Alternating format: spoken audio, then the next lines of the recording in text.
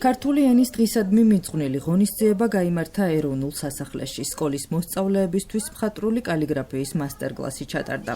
ღონისძიებას პედაგოგი ასმათ გვაზავა უძღვებოდა. მან მასტერკლასის დაწყებამდე დღევანდელი დღის მნიშვნელობაზე ისაუბრა. ღონისძიების მონაწილეებს საშუალება ჰქონდათ ესწავლათ ლამაზად წერა ტრადიციული მეთოდებით.